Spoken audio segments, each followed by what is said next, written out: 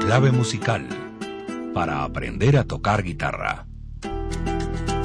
La guitarra es un instrumento que goza de enorme popularidad en el mundo. Al desarrollarse la música contrapuntística con este instrumento, advino un estilo más melódico a fines del siglo XVI, y con la versión de la guitarra española, adquirió un importante puesto como elemento solista y también de acompañamiento para danza y canto. El aspecto de la guitarra ha cambiado poco en los 3 últimos siglos. Las transformaciones importantes se registraron en el siglo XIX.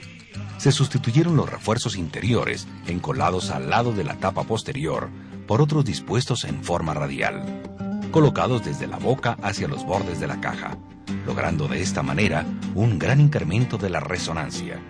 Se consiguió que las vibraciones se transmitieran por todo el cuerpo del instrumento.